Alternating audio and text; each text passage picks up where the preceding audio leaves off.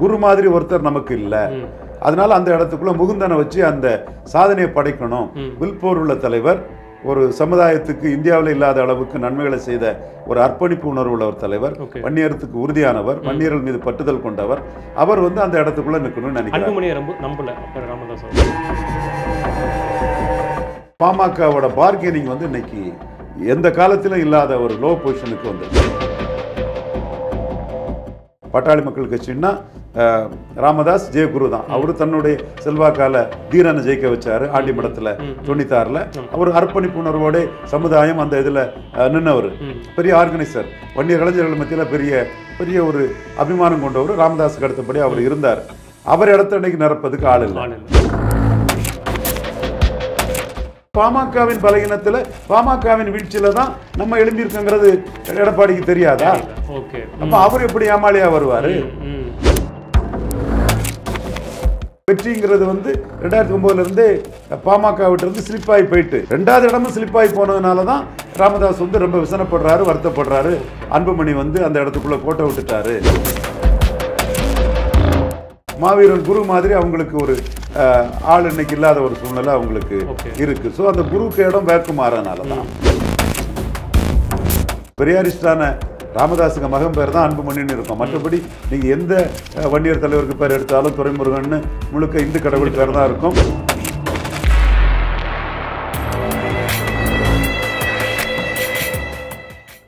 வணக்கம் நண்பர்களே, உங்களுக்கும் எனக்கும் இருக்கும் சந்தேகங்கள், கேள்விகள், அதற்கான விடைகாண இந்த உரையாடல்.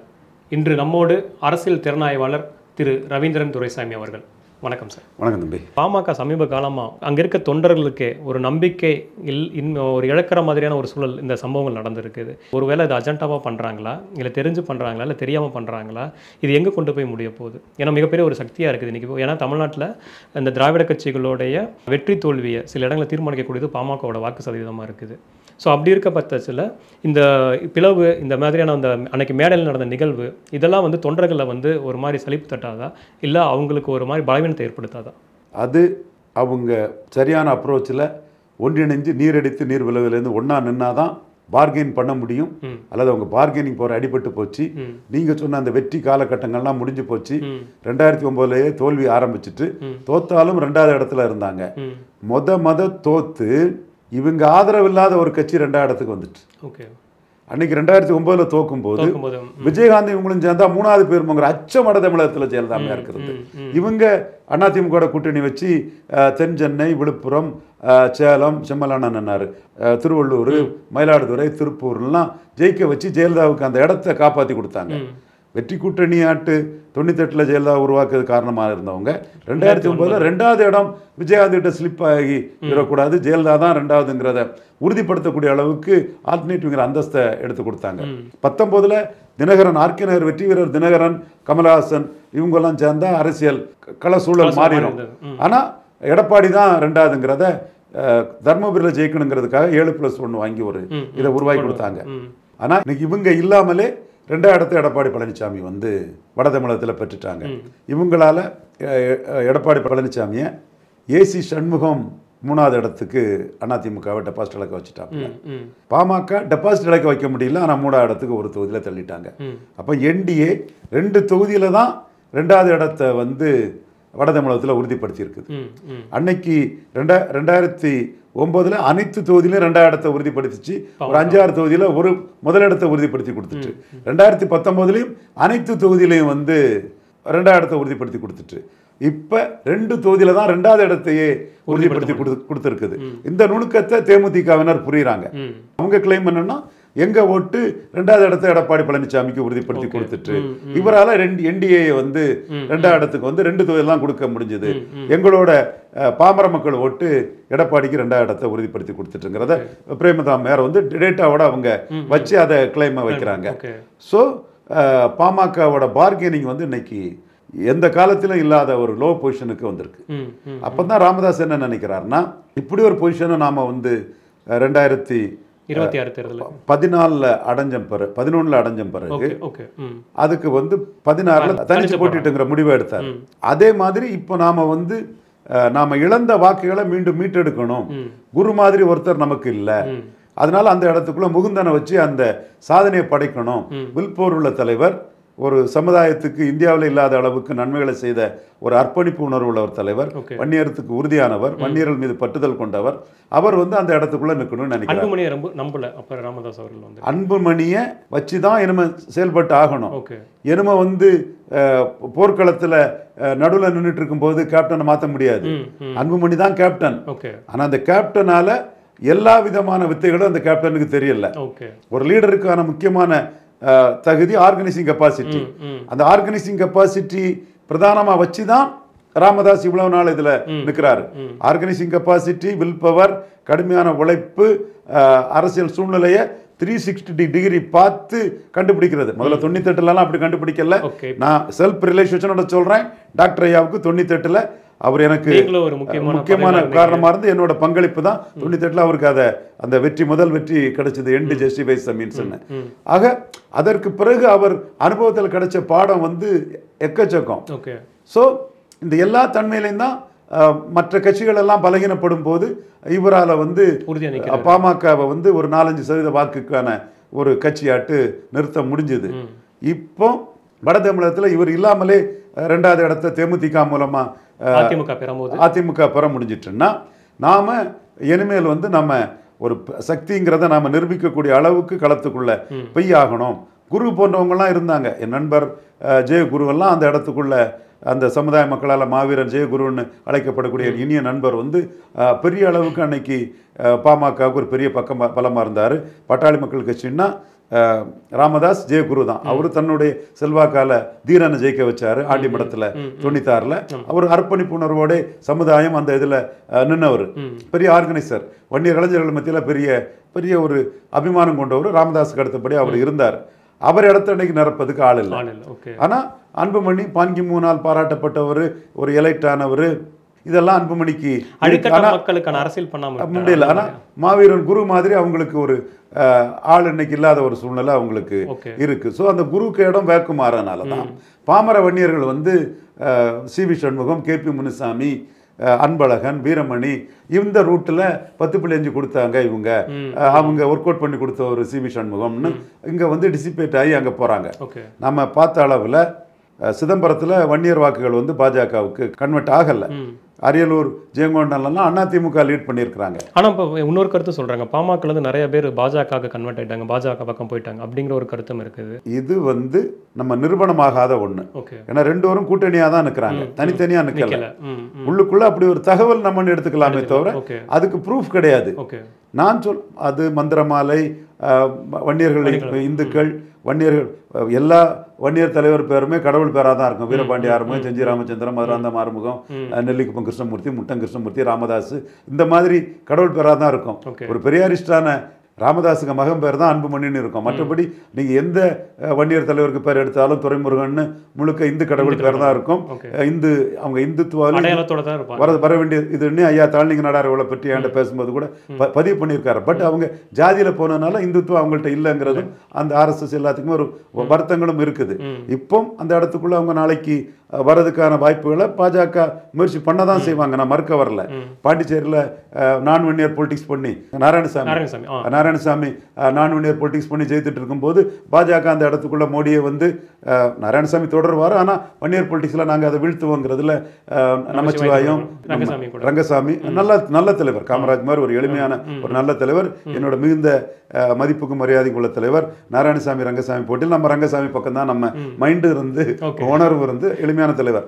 அவரெல்லாம் பயன்படுத்தி நீங்க ஆட்சியை பிடிச்ச மாதிரி இங்கேயும் வந்து ஒரு காலத்துல பாஜக முயற்சி பண்ணுவாங்க, நான் மறுக்க வரல.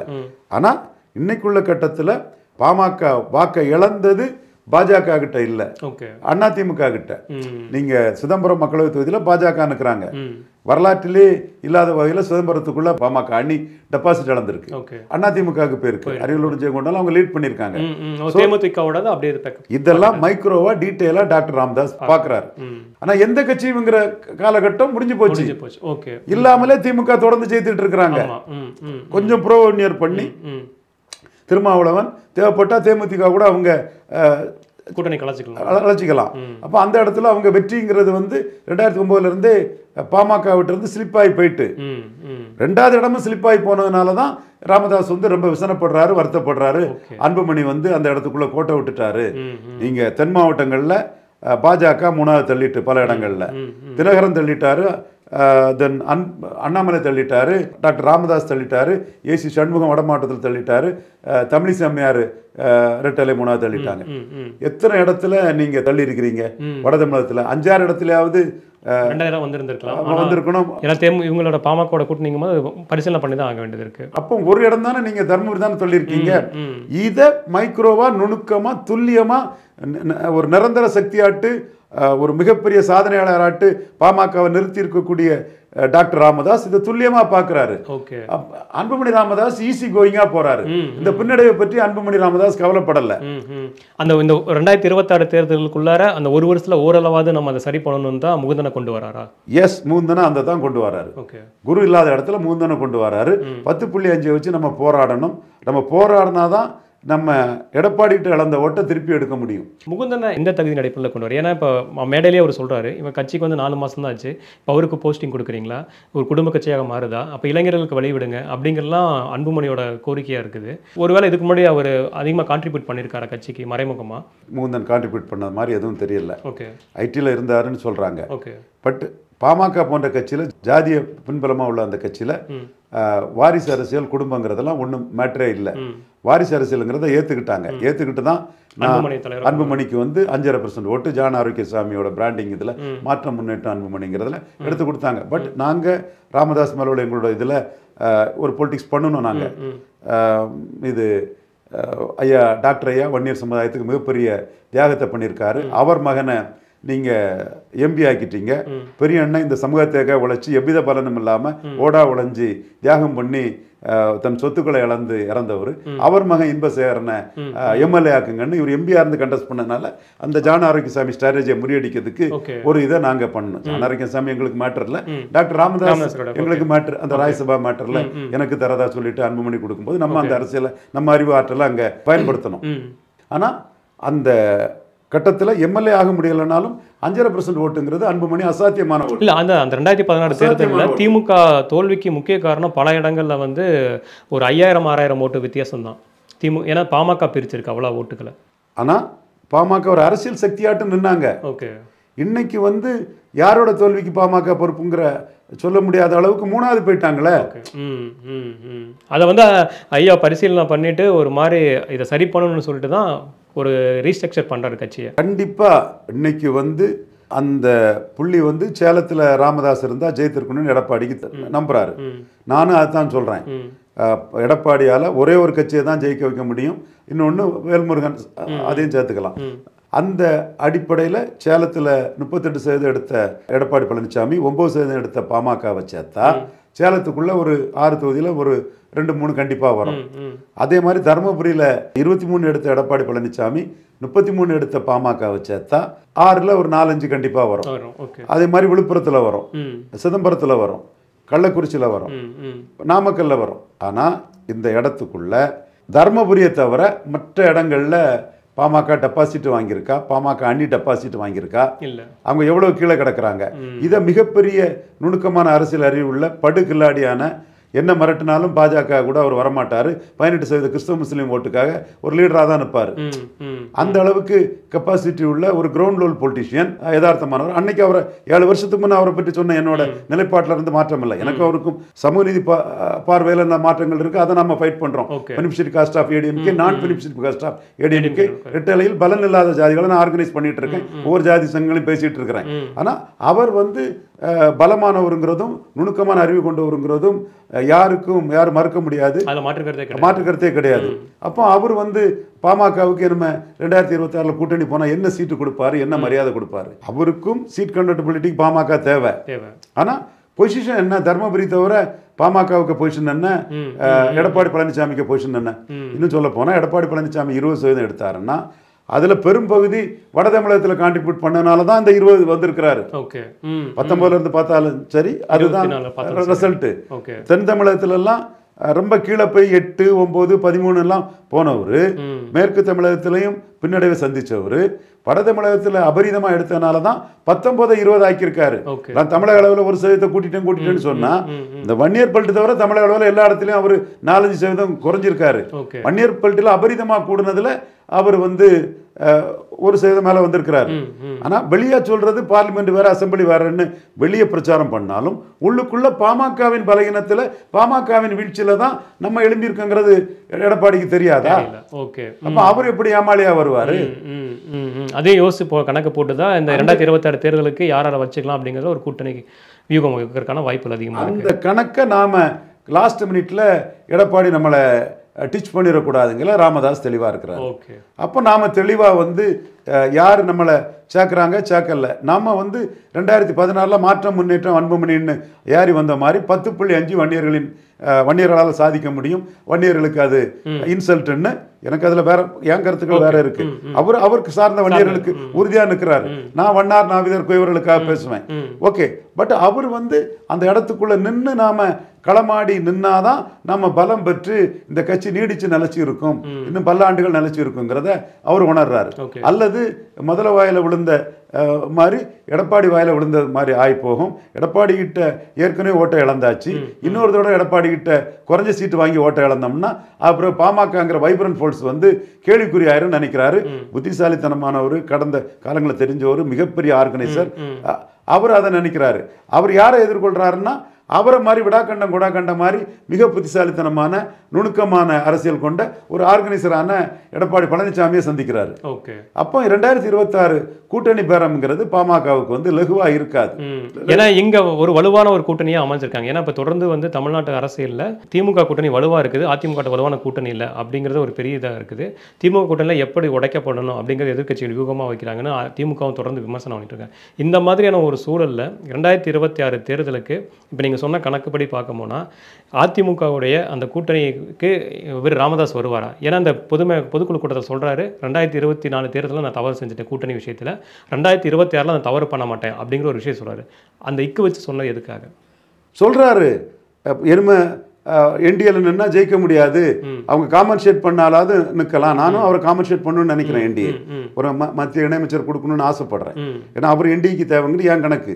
ஆனால் அவர் கணக்கு என்டிஏல நின்னா வெற்றி வாய்ப்பு என்னங்கிறது வந்து அவர் கேள்விக்குறியா இருக்குது. 14 என்டிஏல நின்று அன்புமணி ஜெயித்த இடத்துல 24 சௌமியா அன்புமணி ஜெயிக்க முடியல. ஏன் ஜெயிக்க முடியலன்னா மோடியின் பலகீனம் அல்ல, அண்ணாமலையின் பலகீனம் அல்ல, பாஜகவின் பலகீனம் அல்ல. உங்க வன்னியர் இளைஞர்கள் பாமர மக்கள் உங்களை நம்பாதான் ஏற்றுக்கலாம் நம்புறாங்க. அது நான் ஐயாவை நம்பாம வேற யாரும் நம்பி அவங்க சர்வே பண்ண முடியும்? அவங்க அரசியல் முக்கியத்துவம் ஐயா வச்சுதான் இருக்குது. அவங்க வந்து அன்பழகனை நம்பி 10.5 கொடுத்தாரு எடப்பாடி நம்பி எடப்பாடிக்கு வந்து வாக்க பெருசா போட்டுட்டாங்க. நீங்க தோத்தது உங்க ஓட்டு எடப்பாடி பழனிசாமிக்கு ரெட்டலைக்கு போனதுனாலதான் தோத்தீங்க. அந்த இடம் தான் உங்களுக்கு கூட்டணி போய் ஒரு சீட்டும் ஜெயிக்காம போயிட்டு நீங்க 19ல அதிமுக போய் ஒன்னும் ஜெயிக்கல, 14ல அதிமுக இல்லாம பாஜக கூட மோடி பிரதமர் ஒரு சீட்டு ஜெயித்தீங்க. 24 அந்த சீட்டு ஜெயிக்காம போனதுக்கு காரணம் மோடியோ அண்ணாமலையோ இல்ல, உங்க ஓட்டு 10.5க்காக எடப்பாடி பின்னாடி போனதுதான் காரணம். ஸோ இப்போ வந்து பள்ளம் உங்ககிட்ட இருக்கு, வீக்னஸ் உங்ககிட்ட இருக்குது. இதை நீங்க செட்ரைட் பண்ணாதான் எடப்பாடியே மதிப்பாரு நாளைக்கு. நீங்க வந்து பொதுவா சொல்லிடலாம் கூட்டணி அப்படி போனா ஜெயித்திருக்கோம்னு. நீங்க இப்படி போய் உங்க ஓட்டு எடப்பாடிக்கு போனது எவிடெண்டா தெரியுதே. இந்த மாதிரி நுணுக்கமா ஆராய்ஞ்சு இந்த மாதிரி விஷயங்கள்லாம் செய்த தவறுகள்லாம் உணர்ந்து அதை சரிப்படுத்திக்கிட்டு போனால் அடுத்து இவர்களுக்கான ஒரு எதிர்காலம் அல்லது நீங்கள் சொன்ன மாதிரி தேர்தலில் பார்கெயின் பண்ணுறதுக்கான ஒரு இடத்துக்கு பாமக வரும். கண்டிப்பாக ராமதாஸுக்கு உழைப்பில் தான் 89ல் உள்ள வந்து ஒரு கட்சி, ஒரு சப் ரீஜனல் பார்ட்டி ஒரு இந்த இடத்துக்குள்ளே இருந்து அவங்க பல இதுகளை சந்தித்து இன்னைக்கும் சர்வே பண்ணுறாங்கன்னா ராமதாஸுக்கு வில்போர் உழைப்பு தான். அன்புமணி நான் குறை சொல்ல வரல. 2016 5.5 எடுத்தது அன்புமணி. காலேஜ் ஸ்பேடு ஸ்பேடு அதை சாதிச்சுட்டாருன்னா அது உண்மைதான். நம்மளை புரோக்கர்னு சொன்னாருங்க கோவத்துக்காக, அவர் சாதிச்சதை நம்ம மறைக்க முடியாது. கோவத்தை எப்படியும் காட்டுவோம், அது வேற விஷயம். நுணுக்கமாக நியாயமாக நம்ம பண்ணுவோம். ஆனால் அவர் சாதிச்ச இடத்த நம்ம மறுக்க முடியாது. அந்த கட்சிக்கு 89-91 இருந்த செல்வாக்கு அதில் சாதிச்சு காட்டினார். அதுக்கு டாக்டர் கவில்போ ஒரு காரணம். ராணிப்பேட்டையில் குமரி ஆனந்தன் திருச்செந்தூர்லையும் நாராயணசாமி நாயுடு பெரிய குளத்திலையும் மூழ்கினது மாதிரி ராமதாஸ் இடைத்தேர்தலில் மூழ்கிடுவாருன்னு சொல்லும்போது வில் போராட நின்று அந்த ஓட்டை எடுத்துக்காட்டு கலைஞருக்கு நான் சக்தி தாண்டி ராணிப்பேட்டையில் இடைத்தேர்தலில் காட்டினவர் டாக்டர் ஐயா. அதே மாதிரி அவ்வளோ தொகுதியும் தோத்தம் பிறகு பெண்ணகரத்தில் திண்ணை பிரச்சாரம் பண்ணி 2வது இடத்துல இந்த கட்சியை நிறுத்தினவர் டாக்டர் ஐயா. இன்னைக்கு வயது தான் அவருக்கு பிரச்சனையே தவிர தமிழக அரசியல்லையும் சரி இந்திய அரசியல் ஒரு ஜாதிக்கு இந்த அளவுக்கு பெருமையும் முக்கியத்துவமும் அரசியல் அதிகாரமும் பெற்றுக் கொடுத்த ஒரு தலைவர் கம்பேரிட்டிவே அவருக்கு இணையா இல்லை. பட் அவருக்கு இன்னைக்கு உள்ள பள்ளம் தெரியுது, அந்த பள்ளம் அன்புமணிக்கு தெரியல. பள்ளம் தெரியுது, பள்ளத்தை வந்து சரி பண்ணுன்னு பாக்குறாரு. முகுந்தன் ஒரு ஆர்கனைசரா நின்று 10.5 மையமா வச்சு ஃபைட் பண்ணுன்னு பாக்குறாரு. அன்புமணி கூட்டணி பேரரசியல்ல என்ன சொன்னார் இல்லையா புரோக்கர், அந்த மாதிரி ஏதோ ஒரு சரி அவர் கட்சி அவர் தலைவர், நம்ம அதை அந்த அளவுக்கு அவரோட லீடர்ஷிப் நம்ம அதை மதிக்கிறோம். மத்திய அமைச்சரெல்லாம் சிறப்பட செயல்பட்டவர். அந்த இதுல பேரரசியல்ல நம்ம சாதிச்சிடலாம்னு நினைக்கிறாரு. பேரரசியல்ல தேமுதிக செக் அடிச்சிட்டு தேமுதிக உள்ள வந்துட்டு எப்படி 2011 இருந்து பேரரசியல்ல தேமுதிக எழும்பிச்சோ அதே மாதிரி 2024 தேமுதிக எழும்பி இருக்கு. அவங்களுக்கு எதிர்ப்பு ஓட்டு இல்லை, முக்கியத்துவமானம் ஆயிட்டாங்க. திமுக ஆப்ஷனே அவங்க ஓபன் பண்ணிட்டாங்க. ஸோ அவங்களுக்குள்ள முக்கியத்துவம் ஜாஸ்தி இருக்கும். தேமுதிக முடிஞ்ச முறை தான் நம்மகிட்டே வருவாங்க. ஸோ இந்த நிலைமையை நம்ம எப்படி சமாளிக்கிறதுன்னா 10.5 வச்சு 10.5 வன்னியரின் உரிமை, வன்னியருக்கு சமுதாயத்துக்கு எல்லாரும் எதிராக இருக்காங்க, வன்னியர் ப்ரைடை இது பண்ணி வன்னியருக்கு ரைட்ஸை இது பண்ணி வன்னியர் சென்டிமெண்ட்டை பண்ணி நாம் களத்தில் நின்னாதான் அடுத்து 26க்கு மேலே நம்ம கட்சி நிற்க முடியும். அல்லது எடப்பாடி சாப்பிடுவார், குரு குடும்பம் வந்து அந்த இடத்த பில்லப் பண்ண பார்ப்பாங்க. ஸோ வன்னியர் சென்டிமெண்ட்டில் வன்னியர் பலத்தை நாம் மீண்டும் மீட்டு எடுக்கணுங்கிறத நிற்கிறாரு. மீட்டு எடுத்து காட்டினவர் தான், ராணிப்பேட்டையில் காட்டினவர் தான், பெண்ணகரத்தில் காட்டினவர் தான். இன்றைக்கும் அவருக்கு வந்து விக்கிரவாண்டி அவருக்கு கொஞ்சம் கை கொடுத்துருக்கு. எடப்பாடி அதில் கண்டு பயந்து போயிட்டார். நடிகர் விஜய் சீமான் மாதிரி போல்டா ஜாதிவாரி கணக்கெடுத்து அளந்து தான் கொடுக்கணும், எண்ணி தான் கொடுக்கணும்னு ஒரு கருத்தை சொல்ல முடியாமல் விஜயும் அதில் விலகிட்டார். சீமான் அவர் கூட நின்று ராமர் கூட நின்று ஒரு விஷயத்தில் மாறுபட்டு எல்லா ஜாதிக்கும் நான் நிற்கிறேன், அதனால ஜாதிவாரி கணக்கெடுப்பு நடத்தி தான் கொடுக்கணுங்கிற சொன்னார். எடப்பாடி விட்டு விலகி போனதும் டாக்டர் ஐயாவுக்கு ஒரு கிரிப்பு தான். நின்று எடப்பாடி 3வது தள்ளியிருப்பாருன்னா நின்றுட்டார் டாக்டர் ஐயான்னு நம்ம சொல்லியிருப்போம். அப்படி ஒரு ரிசல்ட் வந்துடக்கூடாதுன்னு எடப்பாடி விலகி போயிட்டாரு. அப்போ இந்த களம் வந்து 2024 வன்னியர் ஓட்டை எடப்பாடி பழனிசாமி ஸ்கோர் பண்ணியிருக்கிறாரு. அதை அப்படியே இல்லைன்னோ மறுத்துக்கிட்டோ உண்மையை மறைச்சிக்கிட்டோ போனால் எடப்பாடி கிட்ட போய் நிற்கும் போது அவர் யாருங்கிறத காட்டுவார். டாக்டர் ஐயாவுக்கு தெரியது, அன்புமணிக்கு தெரியல. இதில் வந்து டாக்டர் ஐயாவுக்கு நிலைப்பாடு கட்சியை காப்பாற்றி ஒரு ஆர்கனைசர் ஆட்டு வன்னியர் சென்டிமெண்ட்டில் 10.5 வச்சு நாம் பழைய பொலிவுக்கும் வலுவுக்கும் வரணும்னு நினைக்கிறாரு. அவரோட முடிவு தான் சரிங்கிறது என் கருத்து. அன்புமணியோட நிலைப்பாடு வந்து தேர்தல் கூட்டணி பேரத்தில் மிகப்பெரிய ஏமாற்றத்தை கொடுக்கும். பல விஷயங்கள் இந்த விவாதத்தில் நம்ம நிறைய விஷயங்கள் பேசணும். தொடர்ந்து உரையாடுவோம் ஐயா. நன்றி. நன்றி.